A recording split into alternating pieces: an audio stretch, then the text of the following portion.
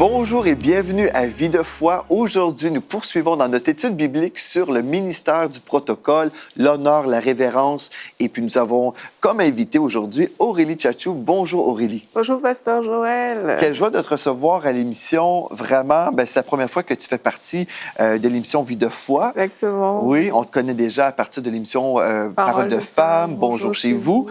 Et puis il y a plusieurs personnes qui connaissent aussi, juste peut-être par la correspondance aussi avec des internautes. Et puis, bref, exactement. Tu fais partie de l'équipe de EMCI. Et puis, tu es une source de bénédiction pour plusieurs. Gloire à Dieu. Gloire à Dieu, oui. Et puis, tu as été une source de bénédiction pour nous à l'Église de la Victoire mercredi passé, où tu as apporté le message, en fait, que nous sommes en train d'étudier aujourd'hui. Et puis, c'est vraiment, vraiment important. Je sais qu'il y a plusieurs personnes qui s'imaginent, bien, c'est un sujet peu important. Mais comme on a vu dans les 2 dernières émissions, en fait, moi, je crois que c'est un ingrédient du réveil. L'honneur fait partie de la vision de Dieu pour le réveil, parce que si nous honorons les ouvriers, bien nous honorons le Dieu qui a envoyé ces ouvriers-là. Oui. Donc, c'est vraiment très important et je crois qu'il y a plusieurs églises qui vont vivre un changement, une transformation grâce à toi, Aurélie. Grâce à Dieu, Pasteur Joël. Gloire à Dieu. Mais merci, Aurélie. Vraiment, c'est agréable d'étudier ce sujet-là. Aujourd'hui, on va parler que nous sommes vraiment des serviteurs de Dieu. Exactement, c'est ça qu'on va aborder aujourd'hui. Mais un petit rappel, comme on a dit, c'est que vraiment, on honore des personnes que Dieu a établies. C'est Dieu qui a délégué les autorités et on choisit de les honorer. Amen. Et puis, on a vu que tout ça, ça participe en fait à un ordre qui est l'ordre divin. Dans une église, le fait d'honorer notre pasteur. Et hier, en fait, on avait vu que, voilà, un pasteur qui se retrouve en train de faire différentes choses qu'il ne doit pas faire. Ben, ça veut dire qu'on empêche la parole de Dieu de se répandre. C'est pas au pasteur de faire un certain type de tâche parce que lui, il doit se concentrer sur ce que Dieu a prévu qu'il fasse, donc apporter la parole. Donc aujourd'hui, on va voir justement pour que le pasteur soit concentré pour apporter la parole. Mais il y a d'autres personnes qui doivent rentrer en compte dans ce processus. Et ces personnes ont pour but de décharger le pasteur. Ce sont des serviteurs. Ouais. Le pasteur aussi est un serviteur de Dieu. Nous sommes tous des serviteurs et il y a des personnes qui sont là pour jouer un rôle vraiment pour décharger le pasteur au maximum. Une des choses, par exemple, Aurélie, je réalise, je sais que moi-même, en tant que pasteur, je peux être un blocage. Je l'ai été dans le passé, dans le sens que je faisais des choses et puis comme j'étais en train de faire certaines tâches, le Saint-Esprit me parlait et me disait, est-ce que c'est vraiment toi qui devrais faire ça? Et puis des fois, je me disais, mais c'est plus facile si je le fais, c'est plus rapide, j'ai pas besoin d'expliquer à quelqu'un d'autre comment faire. Et puis des fois, on est là, on dit bien, je suis bien servi par moi-même, n'est-ce pas? Mais en fait, c'est correct à court terme, peut-être quand on est dans un démarrage d'église, il y a des choses qu'on va faire, mais après un certain moment, le pasteur doit déléguer, il doit faire confiance aussi. Je réalise aussi qu'il y a certains pasteurs qui se disent, bien, j'ai délégué dans le passé, on m'a laissé tomber, j'ai du mal à refaire confiance. Et c'est sûr qu'on doit vivre par la foi, n'est-ce pas? Le juste vivra par la foi. Donc, l'homme de Dieu doit éventuellement quitter le monde du doute et puis peut-être de la crainte de se laisser encore décevoir et dire, OK, je vais refaire confiance et peut-être il faut y aller avec sagesse aussi et dire, OK, je vais peut-être donner un peu de responsabilité à cette personne avant de trop en confier. Mais c'est sûr qu'on peut être nous-mêmes, les pasteurs, on peut être un blocage à l'épanouissement dans l'Église. Donc, je pense que cette série peut aussi aider nos pasteurs qui sont là, qui se disent, OK, c'est vrai, je devrais déléguer. Parce que je sais que quand nous démarrons une Église, par exemple, bien, nous sommes serviteurs. On fait tout au début. Mais le piège, c'est de demeurer partout éternellement. Exactement, Pasteur Joël. En fait, oui, quand on démarre une église, en fait, c'est tout ce que tu trouves à faire, fais-le. C'est comme ça qu'on démarre une église. Mais l'église est appelée à grandir. Et plus l'église grandit, vous allez voir qu'il y a des choses qui vont venir naturellement. Là où on était le seul à savoir à chanter, par exemple, à l'église, mais Dieu va susciter de nouvelles personnes qui savent chanter. Dieu va faire en sorte que les choses grandissent. Et si on ne comprend pas, on ne capte pas la pensée de Dieu par rapport à l'accroissement de l'église, on va se retrouver en train de demeurer dans des tâches où Dieu a prévu que tu ne sois plus là. Dieu a suscité de nouvelles personnes. L'Église est en train de s'accroître parce que le Saint-Esprit est là. Il a son assistance. Il fait grandir l'Église. Il suscite de nouvelles personnes. Mais c'est pour que chacun puisse migrer à une fonction, à un poste respectif. Et parfois, justement, il y a des pasteurs. Généralement, c'est le pasteur qui démarre l'Église. Et vraiment, il fait tout. Il fait vraiment le maximum. Il aide au maximum. Mais quand l'Église grandit, ou bien quand le Saint-Esprit commence à faire sentir qu'il faut passer à un autre cap, on ne doit pas résister au Saint-Esprit. Et aujourd'hui, on parle du serviteur. Le pasteur, c'est un serviteur de Dieu, tout comme les personnes qui sont là pour le décharger sont des serviteurs de Dieu. Et aujourd'hui, on va beaucoup parler d'humilité aussi, parce que dès l'instant où on n'est pas sensible à la voix du Saint-Esprit, où on n'est pas sous la coupe de la parole de Dieu, mais on devient orgueilleux sans le savoir. Et trop souvent, il y a des personnes qui se disent « Ah, mais c'est par humilité. Je ne veux pas commencer à dire aux gens « Fais ci, fais ça, qui je suis » pour dire à quelqu'un de faire quelque chose, pour donner une tâche à quelqu'un. » Si vous êtes le pasteur de l'Église, mais vous êtes le pasteur que Dieu a établi et vous avez le droit de le faire. Vous devez en fait faire ça, vous devez vous décharger de certaines tâches, mais pour que les autres puissent porter ces tâches-là, pour que vous vous retrouvez vraiment en train de faire ce pourquoi Dieu vous a appelé. Donc c'est une fausse humilité en fait. Oui, mais j'ai entendu souvent, ici au Québec surtout, la mentalité qu'on est en train de prêcher, la mentalité du royaume, en fait, bien, je n'ai jamais vu ça au Québec, pratiquement pas. Là. Oh. Dans certaines églises, oui, où j'ai été invité, mais c'est assez rare, je peux te dire, Aurélie. Donc, souvent, ce que j'ai retrouvé, des gens se disaient « Ah bien », ou des pasteurs « Ah bien, moi, je veux être approchable, je veux que les gens puissent se sentir à l'aise avec moi, donc on m'appelle par mon prénom, non, moi, je fais plein de choses, non. » En fait, on a comme une culture qui est vraiment à l'envers. On se fait même une fierté de dire « Ah non, moi, c'est pas comme ça, il n'y a pas de protocole chez nous, nous sommes amis, c'est simple, c'est cool. » C'est vraiment, c'est une fierté, en fait, de dire qu'on n'a pas de protocole. Pour nous, c'est vraiment relax et puis voilà. Ah non, parce qu'en faisant ça, on crée la familiarité. Et quelqu'un qui tombe dans la familiarité, il est dans le déshonneur. Il tombe facilement dans le déshonneur, en fait. Et ça, c'est vraiment pas quelque chose à cultiver au niveau de l'Église. Parce que Dieu, vraiment, quand il a établi un pasteur dans une église, il attend à ce que le pasteur soit respecté. Et comme on disait, c'est un appel, en fait. Quand on dit pasteur Joël, c'est que je reconnais l'appel de pasteur qui est sur la vie du monsieur qu'on appelle Joël. C'est pour ça qu'on dit pasteur Joël, en fait. Et on ne peut pas... Vraiment, il faut qu'on comprenne, même le pasteur doit comprendre qu'il est un serviteur de Dieu. Nous sommes tous au service de Dieu. Si on revient, par exemple, à Acte 6, qu'on a lu hier, les 12 ont convoqué les disciples et ils ont dit « Il n'est pas convenable que nous, on sert aux tables. C'est pourquoi, frères, choisissez parmi vous 7 hommes de qui l'on rende un bon témoignage, qu'ils soient pleins d'Esprit Saint et de sagesse et que nous chargerons de cet emploi.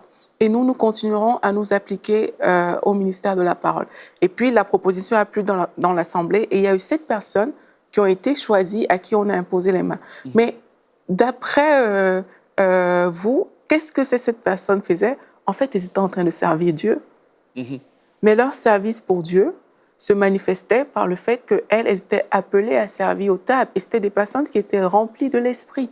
Pour faire ça. Exactement. Donc, elles étaient là au service de Dieu. De la même manière que les 12 étaient là pour la parole, mais ces personnes étaient là vraiment pour servir aux tables. Et c'est comme ça qu'on a vu les résultats dans l'Église. Et dans nos églises aujourd'hui, c'est pareil. Le pasteur ne peut pas vraiment, sous prétexte d'humilité, parce que c'est pas ça l'humilité, dire « Ok, moi, ne me traitez pas comme je devrais être traité, laissez-moi servir aux tables avec vous. » Mais ça ne fonctionne pas comme ça. Il doit s'atteler au ministère de la parole pour ça. Il y a des personnes qui sont déléguées pour servir aux tables. Et ces personnes sont aussi en train de servir le Seigneur. Donc, c'est une fausse humilité et c'est du désordre spirituel. C'est du désordre. C'est spécial quand même. Parce que les gens qui ne sont pas dans la vision que tu enseignes, Aurélie, s'imaginent être tout à fait le contraire.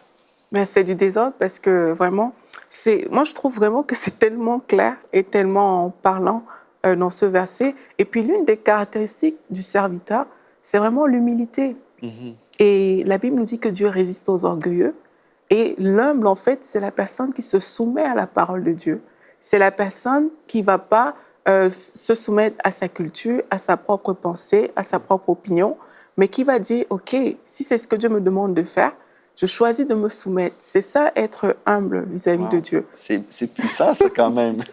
Oui, mais c'est sûr que parfois, la parole de Dieu vient bouleverser comme ça notre façon de penser. Ça vient nous chercher quelque part, on se sent un peu inconfortable, mais c'est bon signe.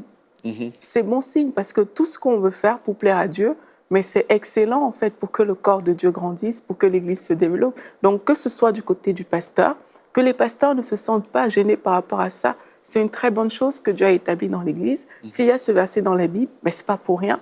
C'est parce qu'il fallait qu'on comprenne qu'il y a des personnes qui sont là pour servir aux tables, il y a des personnes qui sont là pour apporter la parole, et c'est pas au pasteur en l'occurrence de servir aux tables. Il y a vraiment des personnes qui sont chargées pour faire ça. Amen. OK. Donc, le Seigneur Jésus aussi, qui a vraiment été notre modèle par excellence en toutes choses, en fait, il nous a aussi révélé le cœur du serviteur. Exactement. Jésus nous a montré un très bon exemple. Il faut voir que Jésus avait vraiment à cœur d'accomplir la volonté parfaite de Dieu. Et on sait que la volonté de Dieu, c'est que tout le monde soit sauvé et que tous parviennent à la connaissance de la vérité. Et Jésus, en fait, quand il a pris la forme d'un serviteur, mais c'était pour accomplir la volonté de Dieu. Donc, il s'est soumis à la volonté de Dieu. Et la Bible nous le dit dans Philippiens 2, au verset 5, « Mais ayant en vous les sentiments qui étaient en Jésus-Christ, lequel, existant en forme de Dieu, n'a point regardé comme une proie à arracher d'être égal avec Dieu, mais s'est dépouillé lui-même, en prenant une forme de serviteur, en devenant semblable aux hommes, et ayant paru comme un simple homme, il s'est humilié lui-même, se rendant obéissant jusqu'à la mort, même jusqu'à la mort de la croix. » En fait, Jésus s'est humilié pour se soumettre à Dieu. Et ça, c'est très important pour les personnes qui veulent servir Dieu, surtout parfois, en tant que serviteur, on est appelé à faire des choses que dans notre vie de tous les jours, on ne fait pas. Il y a des personnes qui sont très respectées. Peut-être c'est un grand avocat, un grand médecin, et puis il se retrouve à l'église. Et puis là, la tâche, le rôle qu'il a à l'église, c'est qu'il est peut-être en train de nettoyer une salle de bain. Et là, il quitte de son quotidien de médecin où il est servi à, moi je me retrouve en train de servir une tâche que des gens pourraient qualifier de subalterne, ce qui n'est pas correct en fait. Et si on ne se réveille pas d'humilité, comme Jésus l'a fait, mais on risque vraiment de passer à côté de beaucoup de choses. C'est que là, on rentre dans l'orgueil, on rentre dans la rébellion même contre la volonté de Dieu. Et ça, ce n'est pas correct. Et Jésus, vraiment, c'est notre exemple parfait. Parce que lui qui a la même place que Dieu, il a la même position que Dieu, mais il est venu sur la terre, il s'est fait simple homme, et on l'a traité de toutes les façons. On a craché sur Jésus, on a fait toutes sortes de mauvaises choses sur lui, mais à cause du fait qu'il voulait tellement faire la volonté de Dieu, il n'a pas considéré ces choses-là. Et c'est ça le cœur d'un serviteur. Le cœur du serviteur, c'est « je veux tellement faire la volonté de Dieu qu'il y a des choses que je choisis de ne pas considérer autour de moi. Il y a des choses que je choisis de ne pas prêter attention. Pourquoi? Parce que mon but, mon objectif est de faire la volonté de Dieu. Et c'est ce qu'en tant que serviteur, on a appelé à faire. Et d'ailleurs, le mot serviteur signifie doulos, qui signifie esclave, en fait. Et là, on dit serviteur parce que c'est plus joli de dire serviteur. Ça passe mieux. Oui, mais il faut savoir que serviteur, c'est un esclave de Christ. Donc, on était un esclave du péché autrefois. Mais Oui. quand on devient un enfant de Dieu, on devient un esclave de la justice, un esclave de Christ. Amen. Et c'est important de le comprendre parce que, oui, avant, on était des esclaves du péché. Et il n'y avait personne qui se plaignait d'être esclave du péché. Et là, Dieu se révèle à nous. On reçoit le Seigneur Jésus-Christ. On doit être fiers d'être des esclaves de Christ. On doit être fiers d'être des serviteurs de notre Seigneur Jésus-Christ. Parce que si avant, on s'est complaint dans le péché, dans le désordre, mais aujourd'hui, vraiment, servir Dieu devait faire notre joie, devait faire notre plaisir. Jésus nous a montré le modèle et même les disciples, lorsqu'on regarde dans la Bible, mais les disciples étaient contents. Ils étaient contents d'être appelés serviteurs de Dieu. Et quand ils se présentaient, on lit le début de certains chapitres de la Bible.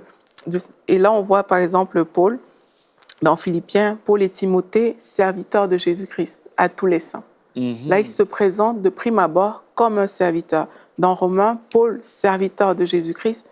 Dans 2 Pierre, Simon-Pierre, serviteur et apôtre de Jésus-Christ. Jude, serviteur de Jésus-Christ et frère de Jacques. En fait, on doit être fier d'être serviteur de Jésus-Christ. On doit être fier. Et si pour servir Dieu, mais ça prend de faire certaines choses, certaines tâches, on doit être fier de faire cette tâche-là. Parce qu'en servant aux tables, mais c'est Dieu qu'on est en train de servir lui-même. C'est ça. J'ai souvent mentionné ça, je vais le dire encore. Peu importe le service, l'onction du serviteur de Dieu vient sur celui qui est en service. Et puis, si Dieu nous appelle pendant une saison, si c'est nous qui lavons les toilettes, bien l'onction du Saint-Esprit vient sur celui qui est en service. Amen. Pas sur celui qui vient juste à l'Église se fréquenter les chrétiens et puis on vient recevoir. C'est correct de venir recevoir dans une Église. On va recevoir forcément, si nous louons le Seigneur, la présence de Dieu descend sur nous. Nous recevons de la présence de Dieu, c'est bien, mais nous sommes là premièrement pour donner, n'est-ce Oui, pas? exactement. Et puis, par rapport à ça, je me rappelle de quelque chose qui s'était passé dans mon église quand j'étais à Bruxelles.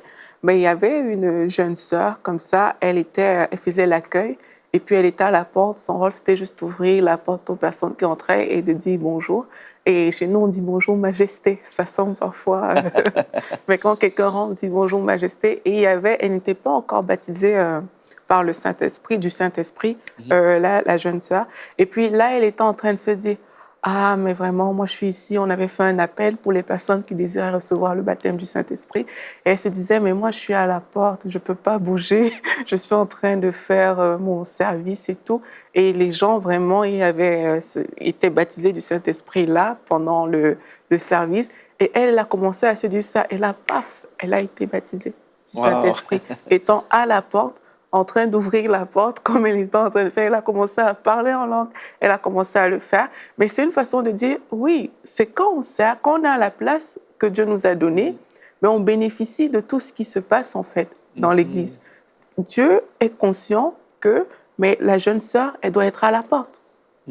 Et les gens qui ne devaient pas être à la porte et qui devaient être devant, mais Dieu le sait aussi. Il sait que ces personnes doivent être devant. Mais elle, à la porte, pendant son service, elle a reçu. Donc, il ne faut pas que des personnes aient peur, parce qu'il y a certains services où, pendant que les gens sont dans la salle, en train d'écouter le pasteur, vous êtes peut-être en arrière. Il ne faut pas que les gens aient peur en disant « mais moi, je vais louper, mais moi, je me sacrifie. Les autres, ils écoutent le message, ils sont assis, confortables. Moi, je monte, je descends, je fais ci, je fais ça. » Non, les gens ne doivent pas avoir peur de ça parce que cette onction, elle coule et elle coule sur les serviteurs. Oui. Je me souviens quand mon épouse et moi, on venait de déménager en Alberta, puis on a eu Félicité, notre deuxième, en Alberta. Donc, on avait nos jeunes enfants. Et puis, Mathilde se retrouvait souvent à manquer des réunions parce qu'elle devait être à la maison avec les enfants. Et même à l'église, des fois, il y a des mamans qui vont manquer des réunions, qui vont être à la pouponnière ou dans le ministère des enfants, et puis ils se disent « Ah, bien, moi, je manque souvent des réunions. » Je pense qu'une des choses qu'on doit comprendre, comme tu dis, l'onction du Saint-Esprit va couler dans notre service, mais aussi, on doit toujours demeurer sensible au Saint-Esprit pour savoir le temps que Dieu nous appelle à faire un certain service. Moi, j'ai, par exemple, depuis l'âge de 12 ans, de 12 ans à 18 ans, j'enseignais l'école du dimanche. La réunion du matin, j'étais en service, mais j'allais à la réunion du soir et je recevais là. Donc, tous les dimanches, on avait 2 réunions. Je servais dans une réunion et je recevais dans la deuxième, mais je recevais aussi dans la première en servant. Parce que c'est là où je me suis développé aussi. J'ai premièrement appris à enseigner quand je faisais l'école du dimanche. Des années de temps, là. Mais je connaissais même pas les histoires de la Bible. Des fois, je devais les enseigner, mais j'étudiais la semaine en préparation. Donc, on doit comprendre, certaines fois, on va faire des choses pendant un temps et on est en train d'être bâti, en fait. Là. Dieu nous bâtit dans le service et il nous prépare pour une prochaine chose, une prochaine saison. Donc, on ne veut pas mépriser ce que Dieu nous appelle à faire et en même temps, on ne veut pas être stagnant. Parce que des fois, il y a des gens qui sont dans un service pendant 20 ans puis ils n'ont pas consulté Dieu et puis Dieu voulait pendant 1 an, peut-être. Parce que des fois, on est là, on dit « Oui, mais je manque tout. » Mais peut-être Dieu avait prévu juste 1 an de service dans tel département. Donc, on doit toujours être en relation avec Dieu. Oui, et puis aussi, quelque chose qui est important, c'est que la qualité qu'on attend d'un serviteur, c'est qu'il soit fidèle. C'est pour ça que dans la Bible, on peut dire « bon et fidèle serviteur ». Oui. C'est qu'on attend d'un serviteur qu'il soit fidèle à ceux au service pour lequel il a été enrôlé, en fait. Et par rapport à ça, au niveau de l'Église, c'est si on n'est pas fidèle dans les petites choses, on ne saura pas nous confier des grandes. C'est vrai. Mais il faut toujours reconnaître que là où Dieu nous place, mais c'est une petite chose. C'est un tremplin. C'est là, quand je vais me former là, que je pourrais aller demain faire ce pourquoi Dieu m'a appelé, en fait. C'est très rare. Moi, j'ai rarement vu des personnes qui débarquent comme ça de nulle part. Ils viennent juste, je suis pasteur d'une église, j'ouvre l'église. Ils n'ont jamais rien fait avant comme tâche dans une église. Ils n'ont pas servi un autre ministère. Ils n'ont rien fait et puis ils débarquent pour ouvrir une église. C'est vraiment très, très rare de voir des cas comme ça. Parce que vraiment, quand on est serviteur, ben, l'humilité est attachée à nous, mais la fidélité aussi. Amen. Il y a une qualité qui est attachée au serviteur. Donc, quand on voit des gens qui deviennent pasteurs, comme vous, si vous êtes pasteur aujourd'hui, il y a des étapes que vous avez passées. Vous avez dû servir. Vous avez dû passer par différents processus. Et c'est la fidélité dans les petites choses qui vous qualifie pour qu'on vous donne de grandes choses. C'est pareil à l'Église. Aujourd'hui, il y a des personnes qui font une tâche. C'est pour une saison. C'est un temps qu'ils sont en train de faire, c'est un temps de qualification. Et quand on remarque, OK, là, il y a quelque chose qui change, c'est le temps de passer à autre chose. Mais c'est parce qu'on a été fidèle dans la tâche qu'on est en train de faire, ben, que Dieu peut nous donner de grandes choses. À contrario, si on n'a pas été fidèle, on peut rester là pendant des années. On aura les mêmes défis. Il y a des personnes qui changent des églises. Et ils arrivent dans une autre église, ça bute quelque part.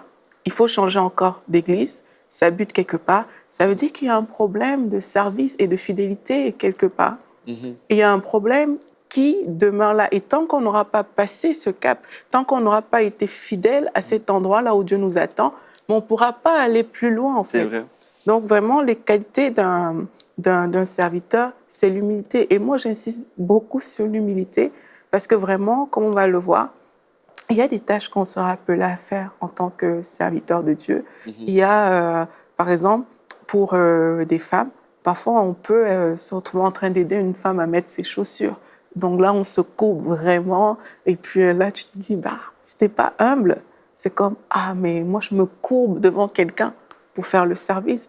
Mais il faut voir ça comme une grâce. C'est que c'est une grâce que Dieu nous fait de le faire. On n'est pas appelé tous les jours de notre vie à rester là, courbé pour mettre des chaussures à quelqu'un, mais c'est un passage pour bénéficier de plus grandes choses que Dieu nous prépare lorsqu'on sera fidèle. Donc vraiment, humilité, fidélité, c'est des qualités qu'un bon serviteur doit développer et on doit vouloir. S'il y a des personnes qui nous écoutent aujourd'hui, peut-être qui n'ont pas pour lesquels il n'y a pas ces facultés-là, que c'est difficile. Je ne comprends pas pourquoi moi je dois me plier en quatre pour un homme de Dieu. Peut-être vous êtes là, vous vous dites ça. Pourquoi est-ce que moi je dois me plier en quatre pour une personne alors que c'est un homme comme moi? Mais il faut prier pour que Dieu vous mette un cœur de serviteur parce que Jésus lui-même s'est dépouillé. Jésus lui-même a pris la forme d'un serviteur. Jésus lui-même a renoncé à ce qu'il faisait lui parce qu'il est Dieu. Il a renoncé à sa position de Dieu. Donc peut-être, s'il y a des personnes qui résistent aujourd'hui, qui ont une certaine position d'après elles, mais il faut renoncer à ces positions-là, mais pour pouvoir se placer sous le joug de Dieu, pour pouvoir servir. C'est vrai. Tu vois, tout ce qu'on fait pour le Seigneur, bien, c'est dans le royaume de Dieu et Dieu n'oublie rien. Tout ce qu'on a fait, Dieu se rappelle de tout ce qu'on a fait pour lui. Et quand j'ai vécu une certaine promotion dans ma vie, bon, j'étais nouveau en Alberta pour la chaîne de télé là-bas, et les gens me voyaient arriver, c'est comme, mais t'as jamais rien fait, toi, comment ça, tu vis tout ça? Mais en fait, ils ne me voyaient pas à l'époque lorsque je servais dans l'ombre, quand j'ai fait d'autres choses. Et Dieu considère tout ce qu'on a fait. Il y a un texte dans la parole, en fait, dans Hébreux chapitre 6, au verset 10, il est écrit « Dieu n'est pas injuste pour oublier votre travail et l'amour que vous avez montré pour son nom, ayant rendu et rendant encore des services aux saints. Nous désirons que chacun de vous montre le même zèle pour conserver jusqu'à la fin une pleine espérance, en sorte que vous ne vous relâchiez point et que vous imitiez ceux qui, par la foi et la persévérance, héritent des promesses. » Donc, Dieu n'est pas injuste. Tout ce qu'on fait pour son royaume, Dieu comptabilise tout ça. Et puis, on le fait avec un cœur reconnaissant, un cœur rempli d'humilité. Et ce qui est merveilleux, c'est que, bon, nous servons dans l'ombre pendant un temps. Nous demeurons sensibles au Saint-Esprit pour savoir, OK, Seigneur, est-ce que je dois faire ceci encore? Et puis Dieu va nous dire, oui, il y a des moments où on peut être frustré. Je me souviens, j'étais dans une réunion, il y avait un grand prophète de Dieu qui était là, qui s'appelle Bill Hamon. qui est le père du mouvement prophétique aux États-Unis, et même peut-être mondialement, je ne sais pas trop. Mais il m'a appelé dans la foule et puis il voulait me donner une parole. J'aurais souhaité avoir une belle parole prophétique. Dieu t'appelle à faire ceci ou cela. Mais de toutes les paroles qu'il a pu prononcer sur moi, il a dit... Tu es frustré en ce moment, tu aimerais que les choses soient plus vite, que les choses accélèrent, mais Dieu te dit tu es à l'heure. Il a dit en anglais, you're on time, right on time. Il dit tu es à l'heure, tu es frustré en ce moment, mais il disait accepte le processus. Et puis des fois, on ne veut pas accepter le processus. On dit oui, j'ai ma vision, il y a telle chose que je veux vivre, mais on ne doit pas être dans le mépris en ce qui concerne le processus. Mais on doit vraiment apprécier chaque jour sur le chemin où nous allons. Et puis on dit Seigneur, OK, en ce moment, je fais telle chose, je vais le faire fidèlement, comme tu dis, avec un cœur de serviteur. Et puis des fois, le Saint-Esprit va nous dire ben, tu vois, là, si tu veux accélérer plus vite, peut-être c'est pas pour les bonnes raisons. Oui. Donc, je dois t'humilier davantage. Oui, parce que quand on est serviteur, c'est à ce moment que Dieu peut travailler notre cœur, en fait. C'est pendant qu'on sert que Dieu prend le temps de travailler notre cœur, parce que Dieu est conscient que si on arrive dans une position élevée avec un cœur qui n'est pas travaillé, ben, c'est qu'on risque vraiment de passer à côté de notre destinée. Il y a beaucoup de personnes qui sont passées à côté de leur destinée parce que ben, ils sont arrivés là où ils devaient, mais ils n'avaient pas pris, ils avaient brûlé les étapes, ils étaient allés trop vite et le cœur n'était pas assez travaillé pour porter en fait le fardeau que Dieu avait mis dans ce cœur-là. Donc c'est très important de ne pas brûler les étapes parce que quand on est serviteur, ben, on sert, mais on sert d'une certaine manière. Si on va trop vite par rapport à ce que Dieu attend de nous, notre cœur n'aura pas été préparé. C'est pour ça que, comme vous avez dit, Pasteur Joël, travailler avec le Saint-Esprit, c'est indispensable. Parce que c'est l'Esprit de Dieu qui nous met à cœur, qui sait nous dire, là, avance plus vite, là, fais attention, attends, là, bah, tu devrais peut-être changer ta façon de faire. Mais quand on est humble, ben, notre cœur est travaillé. Là, le cœur, si vous remarquez, par exemple, vous faites des tâches, c'est serré. Là, ça veut dire qu'il y a du travail à faire au niveau du cœur. Et un serviteur, c'est celui qui accepte que Dieu prenne le temps pour travailler son cœur. Le cœur de David a été travaillé. S'il n'était pas fidèle avec quand il gardait les brebis de son père, mais il n'aurait jamais été promu roi. Parce que ben, Dieu aussi le voyait comme un berger pour ce peuple-là. Mais il a pris le temps de travailler le cœur de David dans l'ombre. Et une fois qu'il a été à la lumière, mais la grâce l'a accompagné et puis il a fait ses preuves. Amen. Bien, gloire à Dieu. Merci Aurélie. Nous avons été encouragés. Je suis certain que tous les serviteurs de Dieu ont été encouragés à la maison. Peut-être que vous êtes dans un service et puis vous avez hâte de vivre autre chose. Bien, continuez à être fidèle. Ne prenez pas de détour. Des fois, on est là, on dit, ah bien, je dois accélérer et on prend un détour, mais finalement, on ralentit les choses. Donc, soyez fidèles là où Dieu vous a appelé. Marchez dans l'amour, marchez dans l'honneur, la révérence. Et puis, vous verrez que Dieu va vous élever au temps convenable. Et c'est lui qui décide ce temps-là. Donc, merci Aurélie d'avoir été là. Merci à vous. On va poursuivre demain. On va répondre à la question maintenant, comment établir un ministère de protocole dans une église. Donc, d'ici à demain, merci d'avoir été là et soyez richement bénis.